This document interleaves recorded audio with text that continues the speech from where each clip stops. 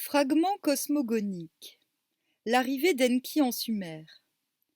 Enki n'est pas seulement, comme le laisserait facilement croire le prince Gudea, un architecte habile, c'est avant tout l'ordonnateur du monde, le créateur de la vie, l'être sans qui nul être ne serait.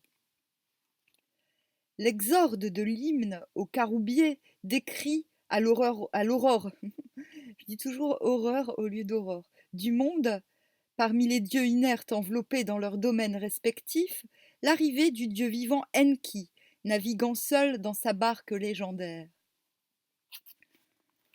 Lorsque le ciel fut éloigné de la terre, lorsque la terre fut séparée du ciel, lorsque l'humanité fut semée, lorsque le dieu ciel eut installé le ciel, lorsqu'Enlil eut installé la terre, et que la déesse Ereshkigal eut reçu l'enfer en partage, au temps où il naviguait, au temps où le Père naviguait vers le monde, au temps où Enki naviguait vers le monde.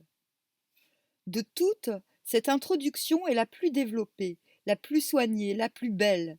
L'arrivée d'Enki en Sumer, par le golfe Persique, ne fut pas chose aisée. Mais sa barque était à demi vivante. Oh! Pour le maître, la proue du bateau, constamment, comme un loup dévorait l'eau. Pour Enki, la poupe du bateau, violemment, comme un lion, frappait l'eau. Ouais, c'est marrant qu'ils disent ça. Bon, je vois pas ce qui détermine que la barque était à demi vivante, mais ça me fait penser du coup bah, au vaisseau d'extraterrestres qui serait véhiculé par l'esprit, donc qui serait à moitié vivant finalement. On ignore qui avait précédé Enki, si même quelqu'un l'avait précédé, mais il était arrivé alors qu'existaient déjà de grands phénomènes naturels. En ce temps-là existait un seul arbre. Il y avait un arbre unique. Le caroubier était l'arbre unique. Planté sur les rives saintes de l'Euphrate, il buvait à l'Euphrate, et le vent du sud se brisait sur son tronc, s'agitait dans son feuillage. Enki, Dieu bon et ami de l'homme, n'a jamais prétendu à la création universelle. Son action s'exerce sur un monde déjà formé, dont on n'explique pas l'origine. Enki est un organisateur, il s'occupe de questions fort proches de la vie quotidienne et ignore systématiquement la métaphysique. Il est un peu bête, quoi. Mais il est, pour tout ce qui est humain et civilisation, l'être essentiel. Le mythe de Dilmun nous montrera combien l'action d'Enki est fondamentale, comment, de geste en geste, d'âge en âge, le monde s'éveille à chacun de ses mouvements, à chacune de ses paroles. L'éveil du monde. Car la vie s'est installée par étapes successives dont on ne sait plus très bien l'ordre chronologique. Un poème rappelle le temps. Où la tiare sainte existait, mais non la couronne sainte. Où l'herbe sainte existait, mais non le cèdre saint. Où le sel saint existait, mais non la potasse sainte. Un autre texte ne nous décrit pas seulement la naissance des céréales et du bétail, il nous rapporte la raison de cette création.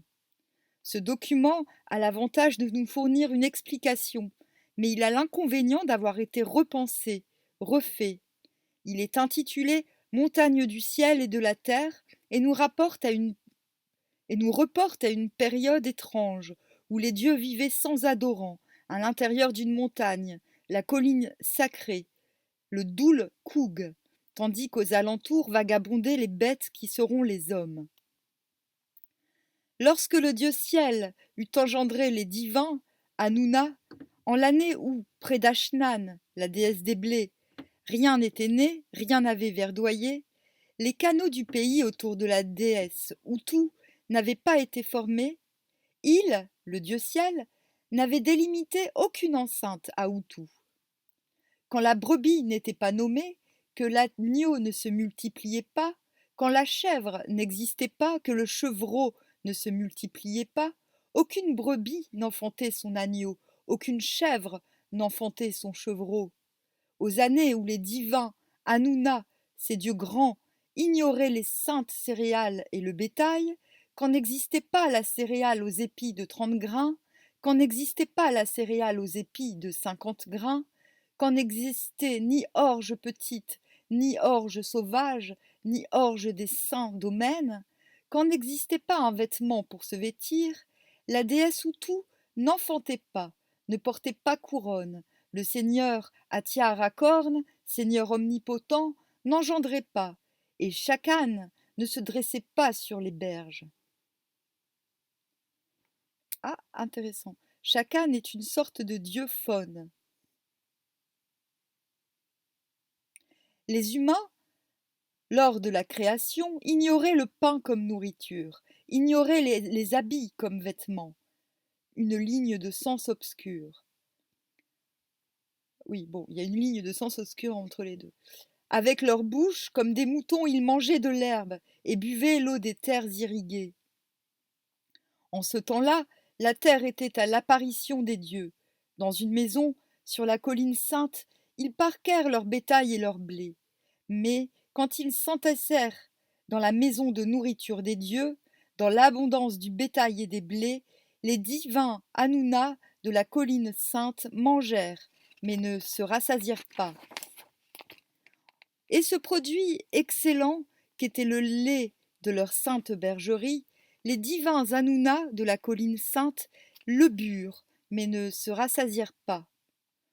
Aussi, pour leur sainte bergerie, au produit excellent, ils donnèrent aux humains le souffle de vie. Ce jour-là, le dieu Enki cria au dieu Enlil. « Hé, père, Enlil, le bétail et les blés, ils les ont parqués sur la colline sainte. Et Manu, tu descends. Et pourquoi faire? C'est ton destin, non.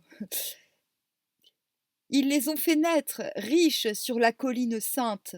Nous, Enki et Enlil, par nos paroles saintes, sortons le bétail et les blés de la colline sainte. Ils enfermèrent le bétail dans une bergerie, fournirent à la brebis mère une ration d'herbe. Ils installèrent des granges pour les blés, fournirent aux travailleurs la charrue et le joug. Ah, je préfère vachement Sumer que l'Égypte. Syncrétisme. À propos de ce document, il convient d'insister sur le travail des mythographes qui ont réussi à introduire Enlil dans cette création des animaux et des céréales. Cette lente transformation des textes, qui s'est étendue sur des siècles, est certaine, mais fort mal connue, et oblige à beaucoup de prudence. Les 2 lignes suivantes, tirées du déluge sumérien, sont à ce sujet très significatives. Lorsque le dieu ciel et Enlil et Enki et la dame de la montagne eurent créé les têtes noires, égale les hommes, etc., etc. Ainsi, de l'unique organisateur du début de l'histoire, on est passé peu à peu à un groupe de dieux créateurs. C'est pourquoi, si intéressants que soient les documents précédents, il n'en est pas parmi eux, qui fournissent un tableau plus juste et plus vaste aussi que celui connu sous le nom de mythe de Dilmun. C'est en réalité une composition assez tardive, mais formée de récits autonomes, pour la plupart anciens et peu remaniés.